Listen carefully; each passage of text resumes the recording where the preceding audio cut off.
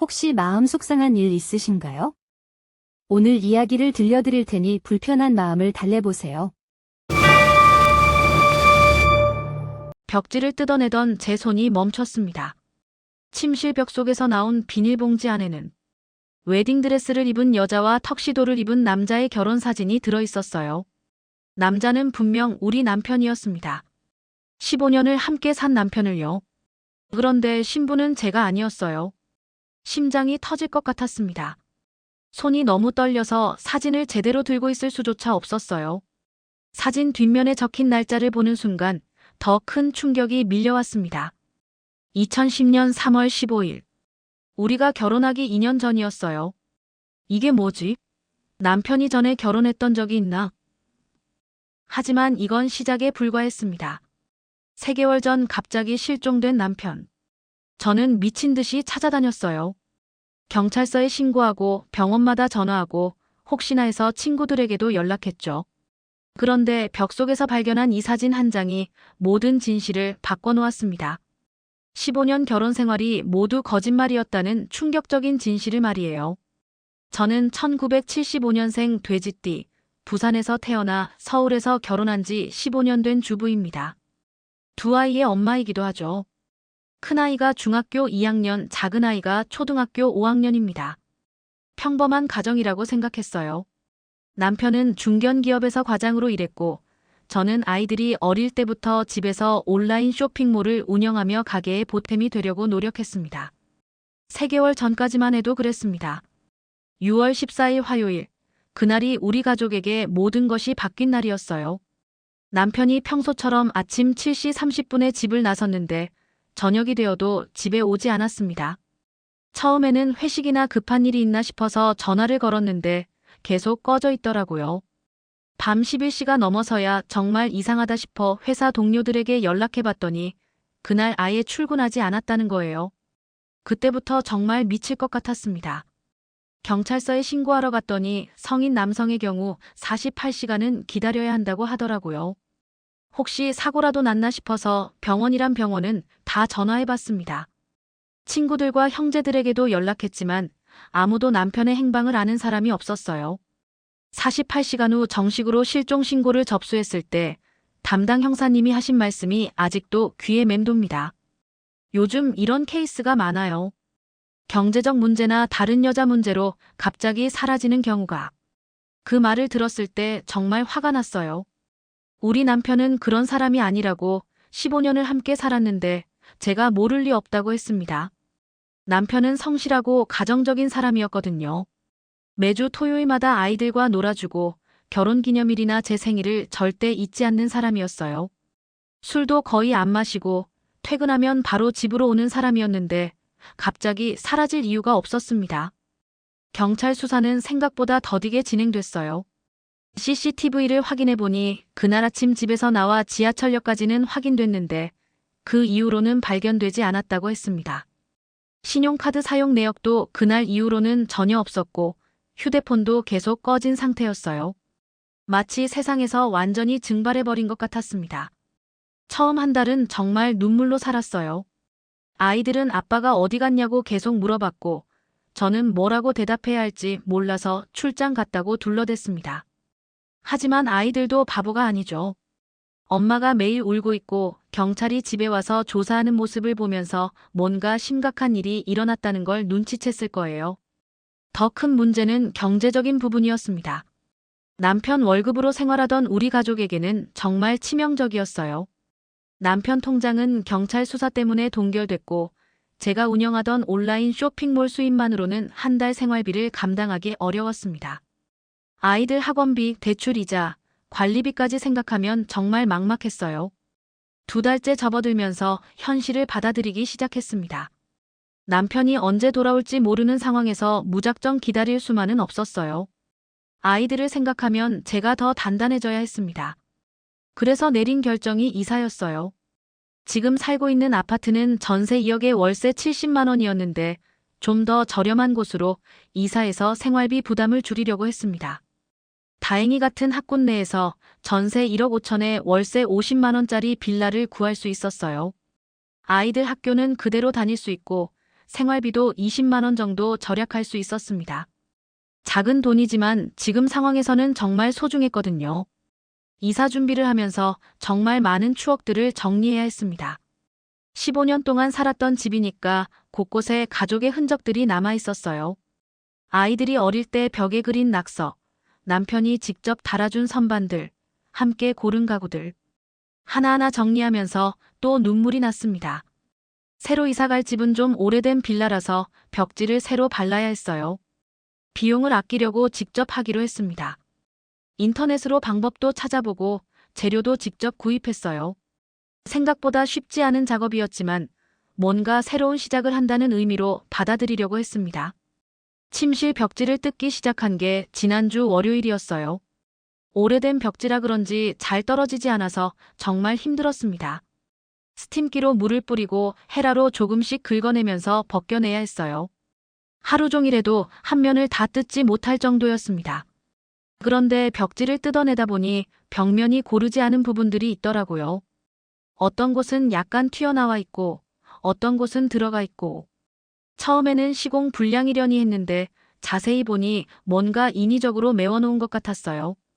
특히 침대 머리맡 벽면에 A4 종이 크기 정도의 네모난 부분이 다른 곳보다 약간 튀어나와 있었습니다. 호기심이 생겨서 그 부분을 더 자세히 살펴봤어요. 벽지를 완전히 뜯어내고 보니 확실히 나중에 메워놓은 흔적이 있었습니다. 퍼티로 발라놓은 것 같았는데 색깔도 미묘하게 달랐어요. 혹시 전세입자가 뭔가를 숨겨놓은 건 아닐까 하는 생각이 들었습니다. 그날 밤에는 계속 그 벽이 신경 쓰였어요. 아이들은 학교에 가고 없었고 저 혼자 집에 있으니까 더 궁금해졌습니다. 다음 날 아침 결국 못 참고 망치와 정을 가져와서 그 부분을 조심스럽게 파보기 시작했어요. 혹시 전 집주인이 뭔가 중요한 물건을 숨겨놓았을 수도 있지 않을까 하는 마음이었습니다. 몇 번 두드려 보니 확실히 속이 비어있는 소리가 났어요. 더 조심스럽게 파내기 시작했습니다. 퍼티가 생각보다 두껍게 발라져 있어서 시간이 좀 걸렸지만 30분 정도 후에 드디어 구멍이 뚫렸어요. 손전등으로 비춰보니 정말로 뭔가가 들어있었습니다. 손전등 불빛에 비친 것은 비닐봉지에 쌓인 뭔가였습니다. 심장이 두근거렸어요. 혹시 돈이나 귀중품일까 하는 기대 반, 뭔가 나쁜 것일까 하는 걱정 반이었죠. 구멍을 조금 더 넓혀서 손을 넣어 꺼내봤습니다.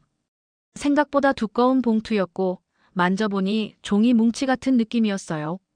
거실로 가서 조심스럽게 봉투를 열어봤습니다. 제일 위에 있던 건 사진이었어요. 결혼사진처럼 보이는 큰 사진이었는데 처음에는 전 집주인 부부의 사진이려니 했습니다.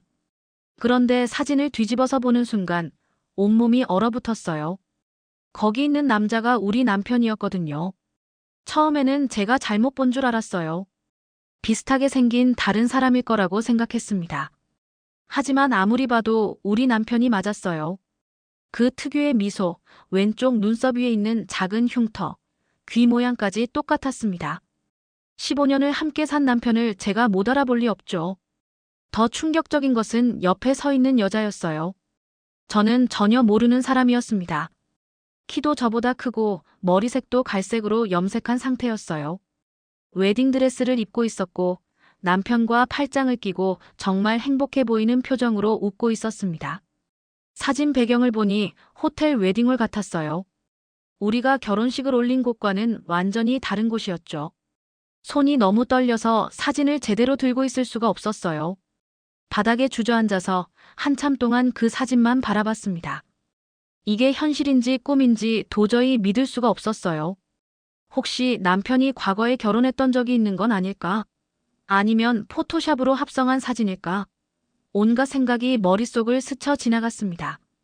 정신을 차리고 봉투 안에 있는 다른 것들을 확인해 봤어요. 결혼증명서가 들어 있었습니다. 신랑 이름에는 분명히 우리 남편 이름이 적혀 있었고 신부 이름은 김유진이라고 되어 있었어요. 그리고 결혼 날짜를 보고 또 한 번 충격을 받았습니다. 2010년 3월 15일. 우리가 결혼한 날짜는 2012년 5월 20일이었거든요. 즉 남편이 저와 결혼하기 2년 전에 이미 다른 여자와 결혼을 했다는 뜻이었어요. 그럼 저는 뭐죠? 남편에게는 두 번째 아내인 건가요? 아니면 제가 첩인 건가요? 머리가 너무 복잡해서 아무 생각도 할 수 없었습니다. 봉투 안에는 다른 서류들도 더 있었어요.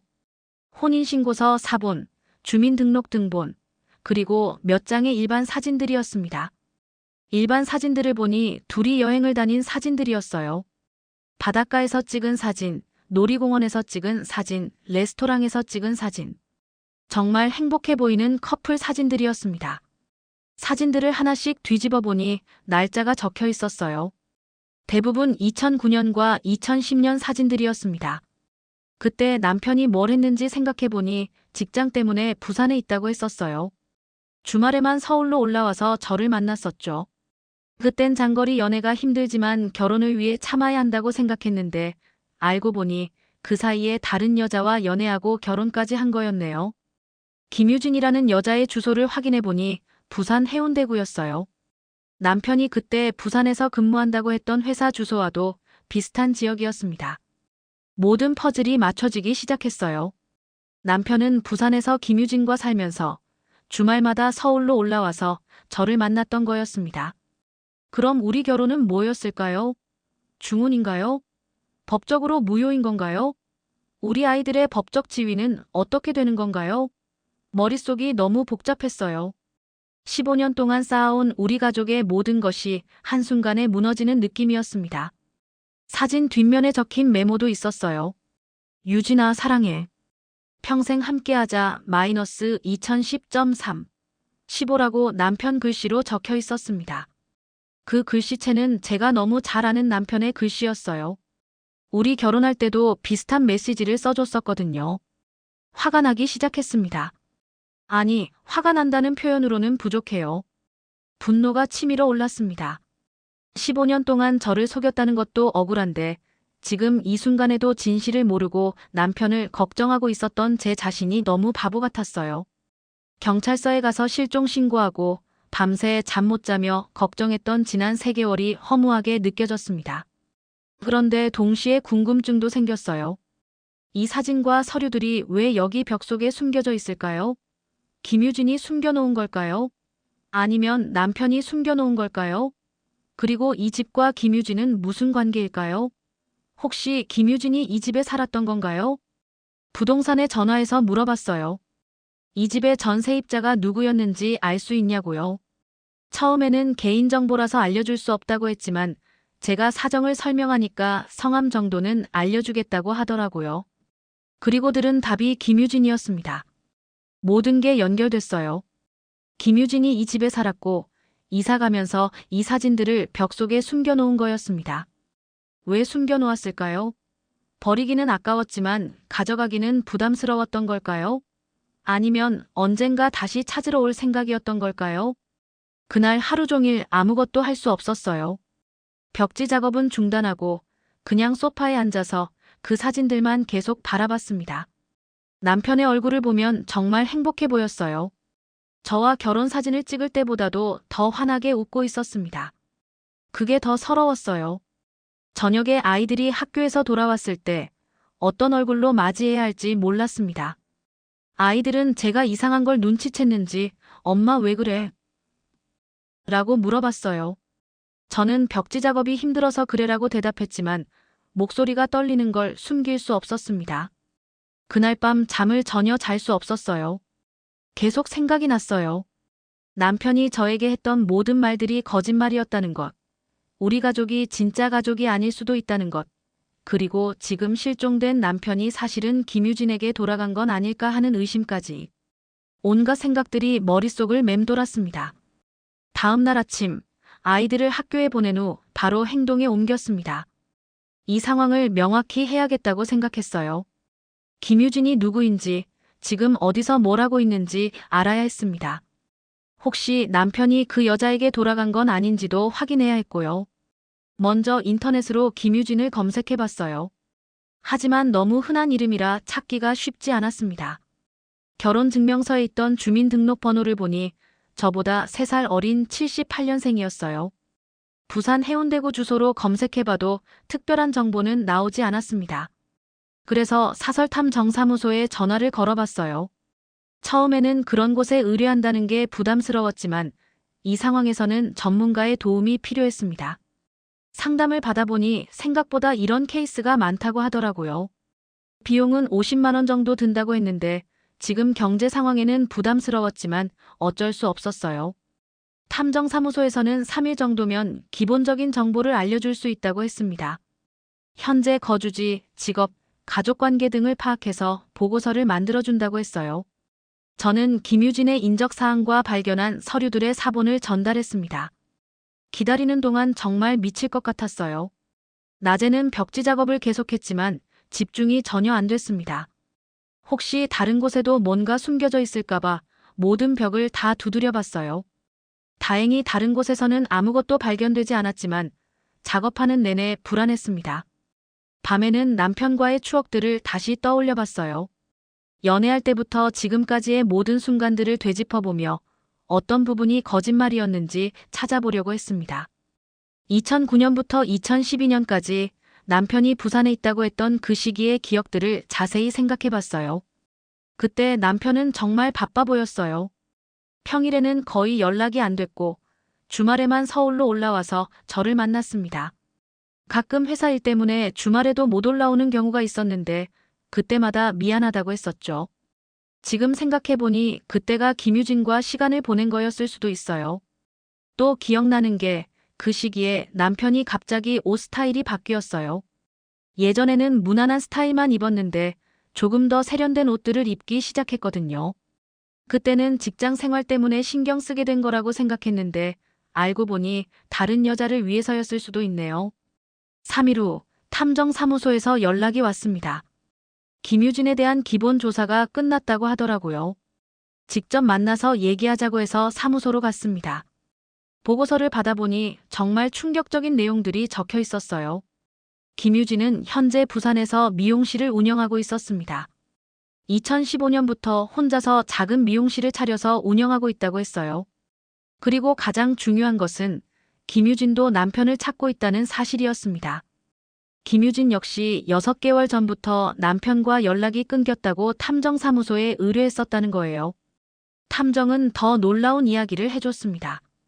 김유진의 의뢰를 받고 조사하던 중에 제가 의뢰한 건과 같은 사람이라는 걸 알게 됐다고 했어요. 그래서 김유진에게 연락해서 상황을 설명했더니 김유진도 남편에게 다른 가정이 있다는 사실을 처음 알게 됐다고 하더라고요. 김유진 씨도 많이 놀라워하시더라고요.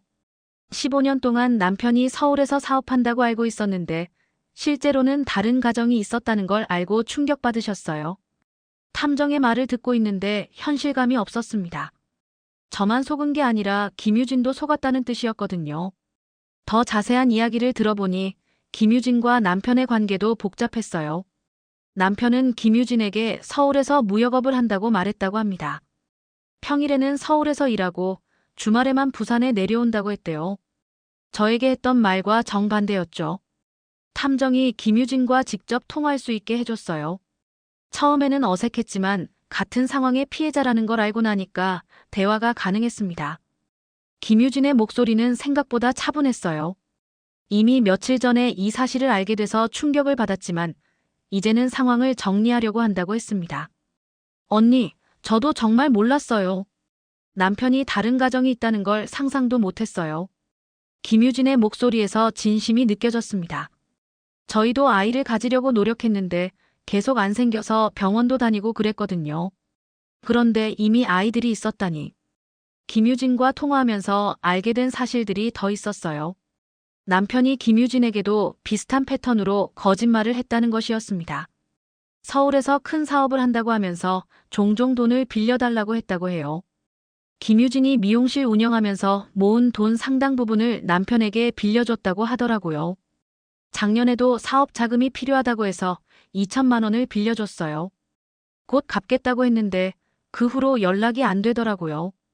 김유진의 말을 들으니 남편이 단순히 이중생활을 한 게 아니라 경제적으로도 사기를 쳤다는 걸 알 수 있었습니다. 저도 비슷한 경험이 있었어요.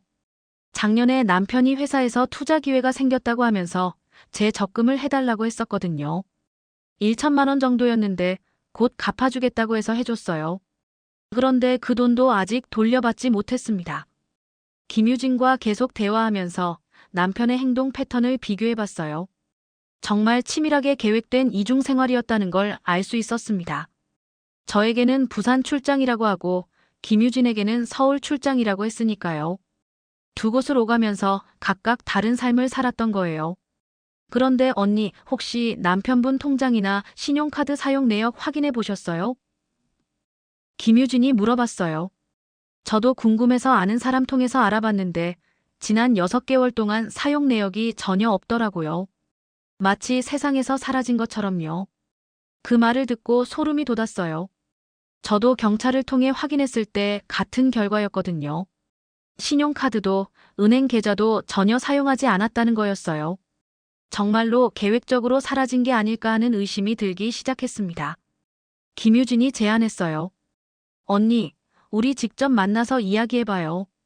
서로 알고 있는 정보를 공유하면 뭔가 실마리를 찾을 수 있을 것 같아요. 저도 그게 좋겠다고 생각했습니다. 같은 상황에 피해자끼리 힘을 합쳐야 할 것 같았어요. 다음 주 토요일에 서울에서 만나기로 했습니다. 김유진이 부산에서 올라온다고 했어요. 15년 만에 남편의 다른 아내를 만나게 된다는 게 현실 같지 않았지만 진실을 알아내기 위해서는 어쩔 수 없었습니다. 토요일 오후 2시 강남역 근처 카페에서 김유진을 만났습니다. 처음 봤을 때의 느낌은 복잡했어요. 사진에서 본 것보다 실제로는 더 말랐고 얼굴에 피곤함이 역력했습니다.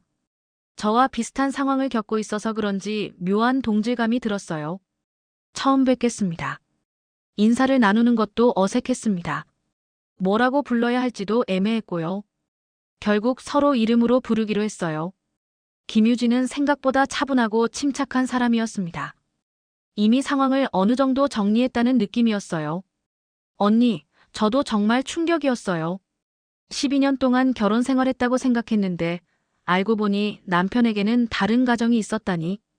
유진이 말하면서 눈물을 참는 모습이 보였습니다. 저는 아이가 없어서 그나마 상황이 덜 복잡한 것 같아요. 언니는 아이들까지 있으니까 얼마나 힘드실까요? 대화를 나누면서 남편의 이중 생활 패턴이 더 명확해졌어요. 남편은 정말 치밀하게 모든 걸 계획했더라고요.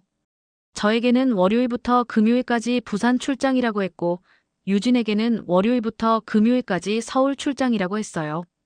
주말에는 각각의 가정에서 시간을 보냈고요. 그런데 이상한 게 작년부터 남편이 자주 해외 출장을 간다고 했어요. 유진이 말했습니다. 한 달에 한 번씩은 일주일 정도 해외에 나간다고 하더라고요. 중국이나 동남아시아 쪽으로 사업차 간다고 했는데 지금 생각해보니 그것도 거짓말이었을 수 있어요. 저도 비슷한 경험이 있었어요. 작년부터 남편이 해외 출장을 자주 간다고 했거든요. 회사 사업 확장 때문이라고 설명했었는데 이제 보니 그 시간들이 의심스러웠습니다. 혹시 제3의 여자가 있는 건 아닐까요? 유진 씨, 혹시 남편이 다른 여자와도 관계가 있었을까요? 제가 조심스럽게 물어봤어요. 해외 출장이라고 한 시간들이 너무 많거든요. 우리 둘 다 속였다면 다른 사람도 속였을 가능성이 있지 않을까요? 유진도 같은 생각을 하고 있었다고 했습니다. 저도 그 생각을 했어요. 탐정사무소에서도 그럴 가능성이 있다고 하더라고요. 그래서 좀 더 자세한 조사를 의뢰했어요. 유진이 가져온 자료들을 보여줬어요. 남편의 신용카드 사용 내역, 통화 기록, 여행 기록 등을 정리한 것들이었습니다. 저보다 훨씬 체계적으로 정리해놨더라고요. 저는 미용사지만 원래 경영학과 출신이에요. 이런 자료 정리하는 건 어느 정도 할 수 있어요. 자료를 보니 정말 놀라웠어요. 남편이 지난 3년 동안 정기적으로 대구, 광주, 대전 등 다른 지역을 방문했다는 기록들이 있었거든요. 출장이라고 하기에는 너무 자주 그리고 너무 규칙적이었어요. 매달 둘째 주와 넷째 주에는 반드시 어딘가로 갔더라고요. 이 패턴 보세요. 유진이 달력을 펼쳐서 보여줬습니다. 매달 둘째 주에는 대구, 넷째 주에는 광주를 갔어요. 정말 규칙적이죠? 이게 단순한 출장일까요? 저도 그 자료를 보면서 소름이 돋았어요. 너무 체계적이었거든요. 마치 여러 지역에 각각 다른 관계를 유지하고 있는 것처럼 보였습니다. 혹시 다른 지역에도 아내들이 있는 건 아닐까요? 탐정사무소에서 추가 조사를 한 결과도 충격적이었어요.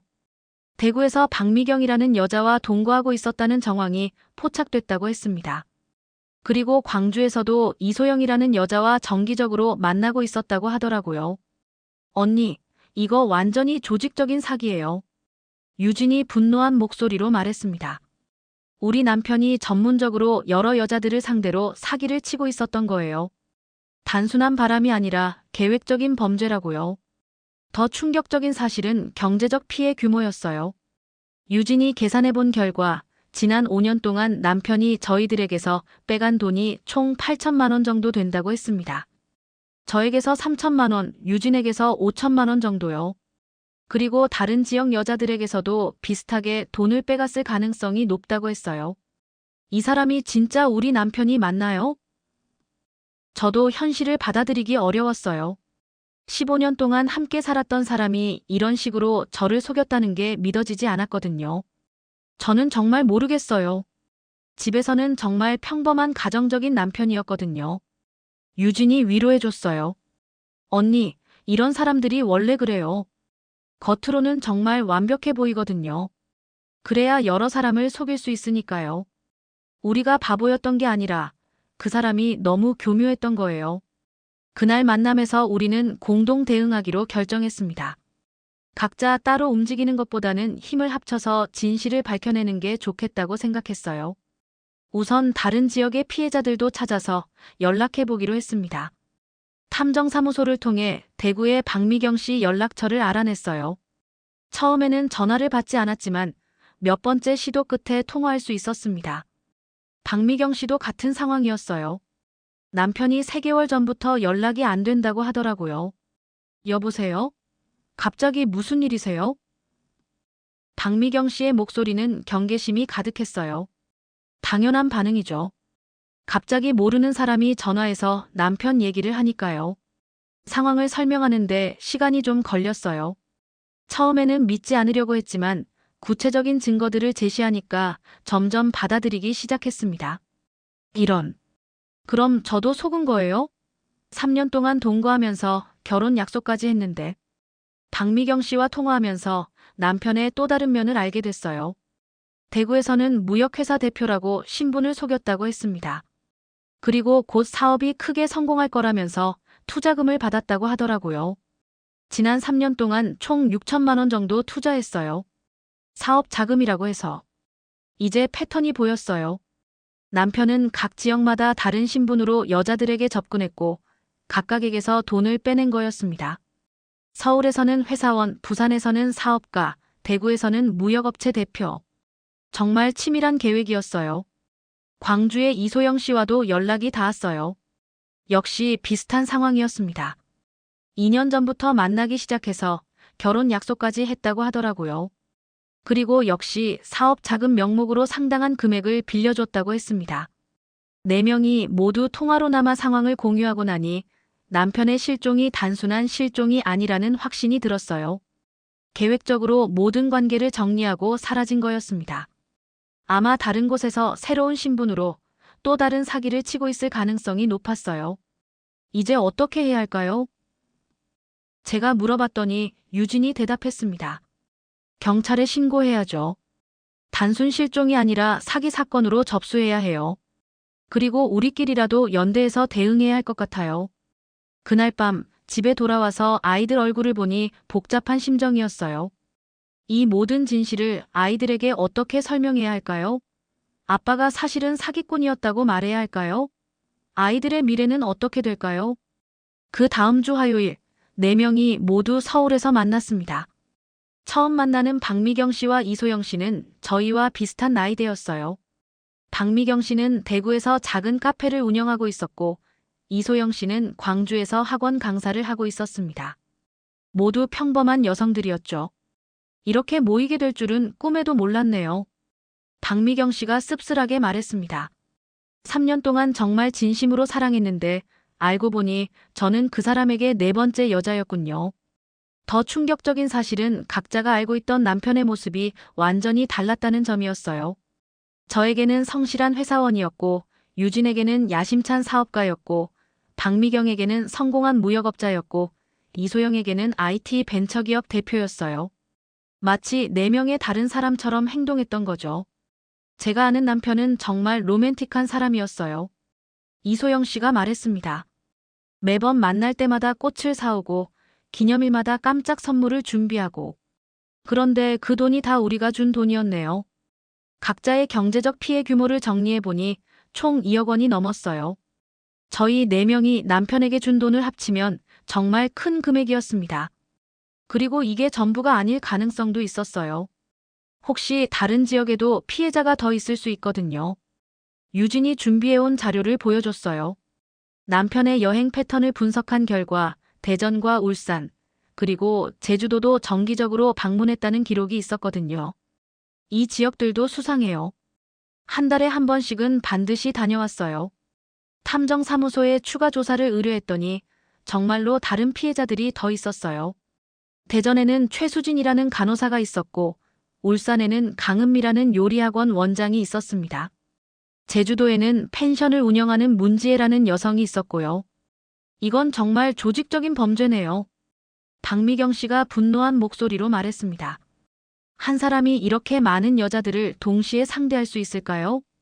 혹시 공범이 있는 건 아닐까요? 그 말에 모두 고개를 끄덕였어요. 실제로 혼자서 이 모든 걸 관리하기는 어려웠을 거예요. 각 지역마다 다른 신분증을 만들고 다른 직업을 연기하고 각기 다른 성격으로 행동하는 것까지. 정말 전문적인 사기꾼이 아니면 불가능한 일이었어요. 추가 조사 결과 더 충격적인 사실들이 밝혀졌습니다.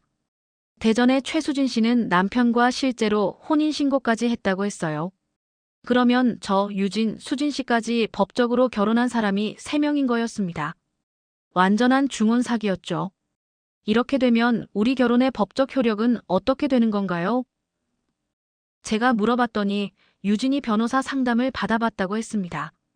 첫 번째 결혼만 유효하고 나머지는 모두 무효라고 해요. 그런데 문제는 누가 첫 번째인지 증명하기 어렵다는 거예요. 혼인신고 날짜로는 제가 가장 늦었어요. 유진이 2010년, 수진 씨가 2011년, 제가 2012년이었거든요. 그럼 제 결혼은 법적으로 무효인 건가요? 그러면 우리 아이들의 법적 지위는 어떻게 되는 건가요? 변호사는 이런 경우 사기에 의한 혼인이므로 모든 혼인이 무효 처리될 가능성이 높다고 했다고 해요. 그리고 민사소송과 형사고발을 동시에 진행해야 한다고 조언했다고 했습니다. 4명이 모여서 공동 대응하기로 결정했어요. 개별적으로 대응하는 것보다는 힘을 합쳐서 사건을 키우는 게 좋겠다고 생각했거든요. 언론에도 제보해서 사회적 이슈로 만들어야 한다고 했습니다. 그런데 여기서 또 다른 문제가 생겼어요. 다른 지역 피해자들과 연락하는 과정에서 알게 된 건데 남편이 사용한 이름이 각기 달랐다는 거예요. 저에게는 본명을 사용했지만 다른 사람들에게는 가명을 쓴 경우가 많았어요. 제주도의 문지혜 씨와 통화했을 때 가장 놀랐어요. 그분이 알고 있는 남편의 이름은 김현수였거든요. 저희 남편의 실제 이름과는 완전히 달랐어요. 생년월일도 다르게 말했다고 했습니다. 그 사람이 저에게 보여준 신분증도 가짜였을 수 있어요. 문지혜 씨가 말했습니다. 제주도에서는 서울에서 온 사업가라고 했는데 펜션 투자 사업을 한다면서 8천만 원을 받아갔어요. 이제 사건의 규모가 어느 정도인지 감이 잡혔어요. 현재까지 확인된 피해자만 7명이고 피해 금액은 3억 원을 넘었습니다. 그리고 아직 확인되지 않은 피해자들이 더 있을 가능성도 높았어요. 경찰서에 가서 사건을 신고했어요.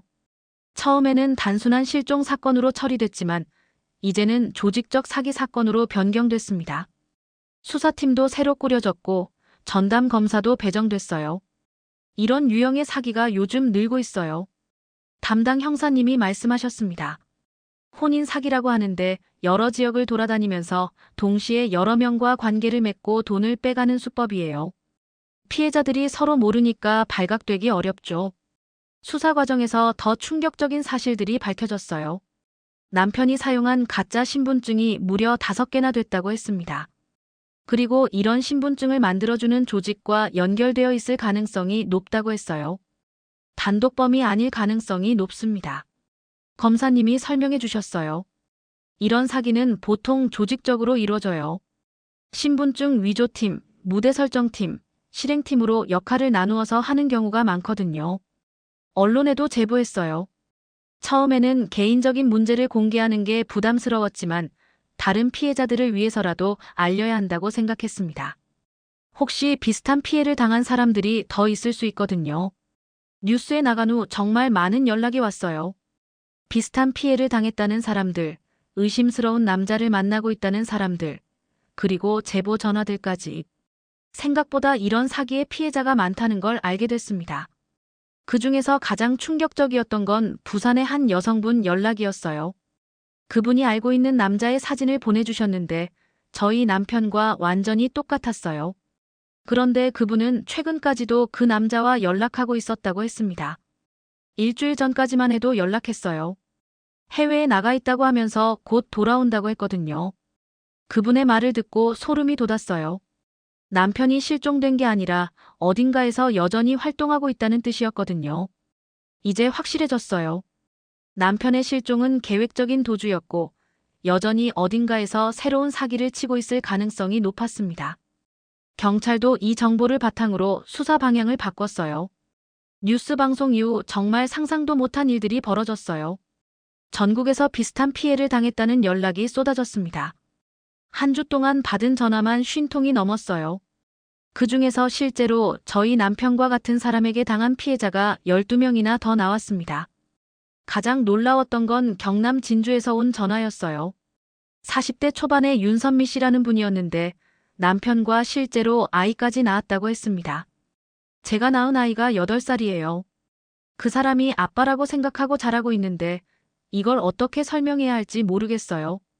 윤선미 씨의 이야기를 들으니 정말 복잡했어요. 남편이 진주에서는 이혼한 호랍이라고 신분을 속였다고 했습니다. 그리고 아이 엄마로서의 책임감 때문에 헤어지지 못하고 있다가 남편이 갑자기 사라졌다고 하더라고요. 저는 그 사람이 진짜 이혼했다고 믿었어요. 가끔 전 부인과 아이들 때문에 힘들어하는 모습도 연기였던 거네요. 윤선미 씨의 목소리에서 절망감이 느껴졌습니다. 이제 제 아이에게 뭐라고 말해야 할까요? 경찰 수사도 본격적으로 진행됐어요. 전국 단위로 수사망을 확대했고 국정감사에서도 이 사건이 언급될 정도로 사회적 이슈가 됐습니다. 혼인 사기의 대표 사례로 다뤄지면서 관련 법 개정 논의까지 나왔어요. 수사 과정에서 밝혀진 남편의 실체는 정말 충격적이었어요. 실제로는 조직적 사기단의 핵심 멤버였다고 했습니다. 이런 혼인 사기를 전문적으로 하는 조직이 있었고 남편은 그 조직에서 10년 넘게 활동했다고 하더라고요. 이 조직은 전국을 권역별로 나누어서 체계적으로 사기를 쳤어요. 담당 검사님이 설명해 주셨습니다. 각 지역마다 담당자를 두고 신분 세탁부터 관계 형성, 금전 편취까지 매뉴얼화되어 있었어요. 더 놀라운 건 남편이 진짜 이름도 저희가 알고 있던 이름이 아니었다는 거예요.